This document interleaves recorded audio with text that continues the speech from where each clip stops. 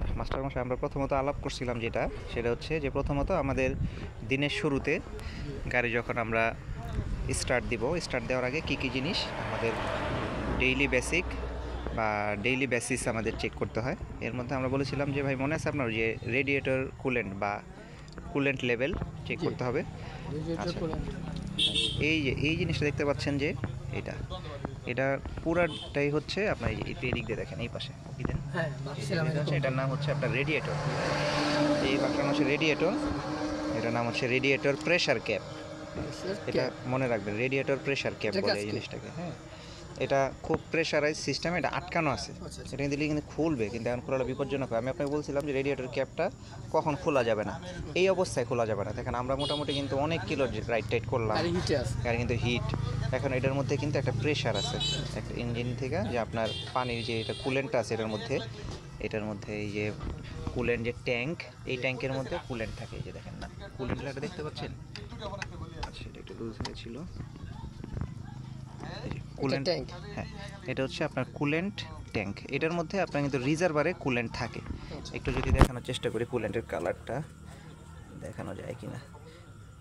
এই যে দেখেন, একটু সবুজ ধরনের দেখা যেতেছে, নেমে গেছে। এটা হচ্ছে আপনার কুলেন্ট। আমারটার হ্যাভোলিনের কুলেন্টটা অরিজিনাল। তো এই কুলেন্টটা আপনার রেগুলার বেসিসে চেক করতে হয়। হ্যাঁ,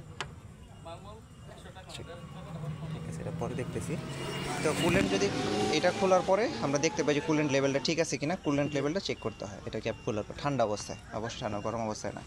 যদি লেভেল ঠিক থাকে তাহলে তো থাকলো, না থাকলে কুলেন্ট দিতে হবে। পানি দেওয়া যাবে না, পানি দিলে এটা আপনার অ্যালুমিনিয়ামের জিনিসপত্র পুরোটাই এটার ভিতরে জং ধরে নষ্ট হয়ে যাবে, গাছ জমে যাবে, ইঞ্জিন সিজ করবে ধীরে ধীরে। আচ্ছা, তারপরে হচ্ছে আমাদের চেক করতে হবে যে ইঞ্জিন অয়েল। হ্যাঁ, এই দেখেন এখানে লেখা আছে আপনার ইঞ্জিন অয়েল, আর এইখানেও লেখা আছে আপনার ইঞ্জিন অয়েল। এই ইঞ্জিন অয়েলটা এখন চেক করলে আমরা এর কোনো মেজারমেন্ট পাবো না। কেন পাবো না? এই দেখেন, ইঞ্জিনটা যেহেতু হিট অবস্থায় আছে, এই যে মাস্টার বসে দেখেন, এই জায়গাতে একটা যদি দেখেন এল এবং এফ দেখা যায়। হ্যাঁ, এটা কিন্তু দেখেন ছড়াবার অবস্থা, মোবিল বা ইঞ্জিন অয়েল এই জায়গায় এসে রয়েছে। এটা এফ এর এখানে থাকতেও পারে, এফ এর নিচেও থাকতে পারে, কোনো সমস্যা নেই। কিন্তু যে মিডলে আসা যাবে না। হ্যাঁ, মিডলে আসা যাবে না।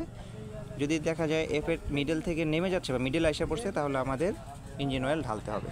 আর এই যে দেখেন কালারটা কিন্তু ঠিক আছে। এটা যখন পুড়ে যায় 5000, 6000, 7000 কিলো হয়, এদিকে এসে পড়ছে না। হ্যাঁ, এখন মেজারমেন্ট পাবো না, কারণ ইঞ্জিন গরম। পুরো ইঞ্জিন অয়েলটা ইঞ্জিনের মধ্যে ছড়ায় ছিটায় আছে বা গ্লোয়িং অবস্থায় আছে। তো এটাও ঠান্ডা অবস্থায় আমাদের চেক করতে হবে। ঠান্ডা অবস্থায় চেক করলে আমরা দেখতে পাবো যে এরকম গাদের মতো জমে আছে, বুঝছেন? এই জায়গার ওই যে এফ আর এল দেখলাম, ওই জায়গায় থাকবে।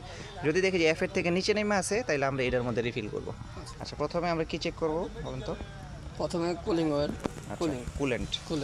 কুলেন্ট লেভেল, তারপর ইঞ্জিন অয়েল, তারপর হচ্ছে আরেকটা হচ্ছে মোবিল অয়েল। আচ্ছা, আরেকটা হচ্ছে পাওয়ার অয়েল। পাওয়ার অয়েলের কথা বলছিলাম। এই যে এখানে দেখেন একটা স্টিয়ারিং, এই যে একটু খুলি, এটা হচ্ছে পাওয়ার স্টিয়ারিং ফ্লুইড। সব জায়গায় একরকম থাকে, কোনো গাড়িতে একটু এদিক সেদিক জায়গায় থাকে, কিন্তু নাম সেম থাকে। এই যে এখানে আপনি দেখেন দেখা আছে পাওয়ার স্টিয়ারিং ফ্লুইড, দেখতে পাচ্ছেন? এখানে কিন্তু লেভেল দেওয়া আছে, যে হট কী বলছে, যে হট দেখে এই পর্যন্ত আইসা রয়েছে। হ্যাঁ, হট কুল এভাবে দেওয়া থাকে। তো আর এইভাবে তাকাইলেও এখানে ওই যে দেখেন দেখা যায় অয়েলটা, দেখেন আপনি তাকাইলে দেখতে পারেন যে লাল একটু পানি। এটা কোনো গাড়িতে লাল থাকে, কোনোটা সাদাও থাকে। তো যেই গাড়ির যেই গ্রেড ওইটা দিতে হয় আর কি, এটার একটা গ্রেড থাকে। তো পাওয়ার অয়েল দিতে হয়, চেক করতে হবে। তারপরে আমরা এখান থেকে আরেকটা আছে, এই দেখেন গিয়ার অয়েল বা ট্রান্সমিশন অয়েল। আমরা যে গিয়ার শিফট করি না একটু আগে যে দেখলাম, এটা হচ্ছে গিয়ার অয়েলের একটা গজ। এই যে দেখেন, এটা ঠিক আছে। এই যে লাস্টের যে কাঁটাটা দেখতে পাচ্ছি না আমরা, এই পর্যন্ত আছে। এই গিয়ার অয়েল সাধারণত 50-60 হাজার কিলো পর্যন্ত চালানো যায়, মোটামুটি 2-2.5 বছরে কিছু হয় না। তো গিয়ার অয়েলটা আপনার চেঞ্জ করতে হয়, এটা আসলে কমে না। হ্যাঁ, এটা ভিতরেই থাকে। কোনো কারণে যদি লিকেজ হয়, কোনো একটা প্রবলেম হয়, তাইলে আপনার এটা টুইলা সার্ভিসিং করতে হয় আর কি। এটা কমার সুযোগ নেই, গিয়ার অয়েলটা আপনার করতে হয়। আর এছাড়া আছে ধরেন মান্থলি আপনি একবার, যে এটার মধ্যে একটা এয়ার ফিল্টার থাকে, আমরা যেমন বাইকে দেখছি যে এয়ার ফিল্টার থাকে, এটার মধ্যে একটা বড় একটা এয়ার ফিল্টার আছে।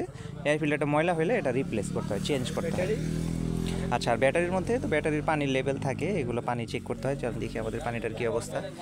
ওয়াটার লেভেল, ক্যামেরা বুঝে যাচ্ছে, একটু তাকান, মানে ফ্ল্যাশ লাইটের হতে দেখা যেতেছে না। পানি লেভেল ঠিক আছে, আমি লাস্টবার দেখছি যে পানি আছে ঠিকঠাক আছে, যে লেভেল অনুযায়ী।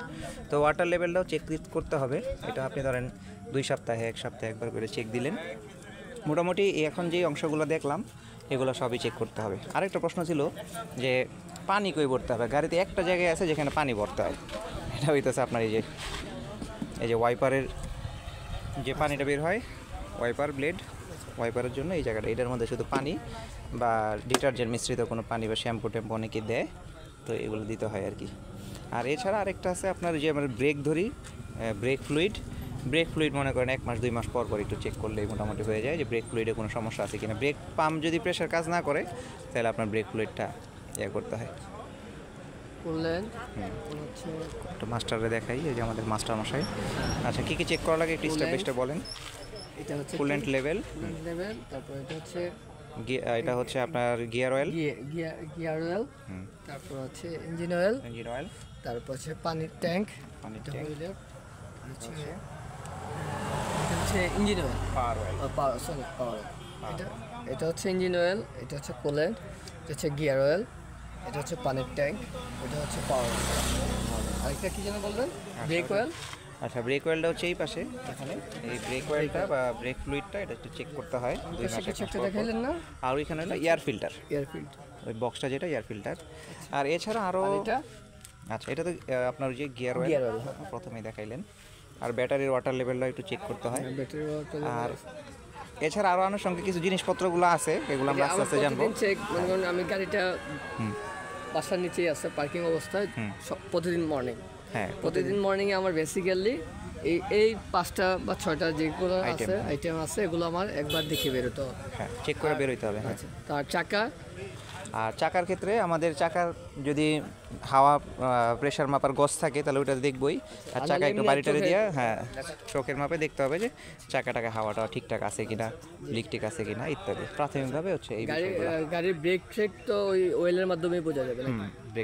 ব্রেকটা পাম্প করবেন, পাম্প করার পরে ধরুন দেখবেন যে যদি বেশি ঢুকে যেতেছে তাহলে বুঝবেন অসামঞ্জস্যতা করে একটা আছে। অ্যাক্সেলেটরও সেম। এক্সিলারেটরের ক্ষেত্রে তেমন